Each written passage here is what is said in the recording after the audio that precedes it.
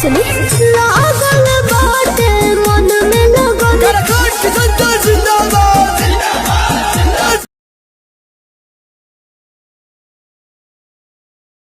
मैंने पहले भी क्या बोला है, मेरे जीवन का सपना है सांसदीय फंड में जो आता है वो तो उससे विकास का काम होगा ही होगा।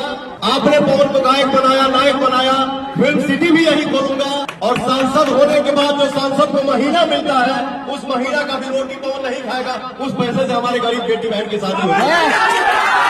तो हमारे माई बहन जो कहलू हजार के यहाँ पे कि हमनी के सम्मान मिले के चाहिए। एक बेटा एक भाई इस मंच से वादा कर रहा है कि अपने बहन और अपनी माँ के सम्मान के लिए, अपनी बहन और माँ की खुशी के लिए पवन को अगर जान भी देना होगा तो मैं खुशी से दे दूंगा। पवन सवेरे 5 बजे भोर में सुतली है, आँख खुलल है तो हमके भाई लोग कहा कि भाई तहर माई बहिना के हॉल में लोग बैठल बा, नहा के चलबा के बिना नहैले बिना नहैले चलब। अपना परिवार में अपना भाई बहन के बीच में हम खाली नहाइए के खड़ा होगा नहीं। देखो आपका बेटा आपके सामने खड़ा है बिना नहाए हुआ।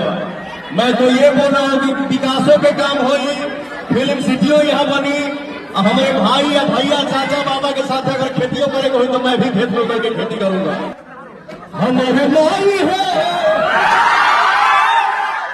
हमारे बहिनी है, हमारी चाची हो, पवनवा के जिता दी हो, संसद बना दी हो।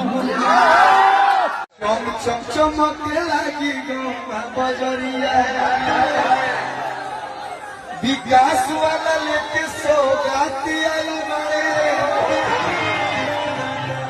केहू कुछो बोले मिटावे भेद भाव जात पाती आई बड़े करी जब विचार कमी सब प्यार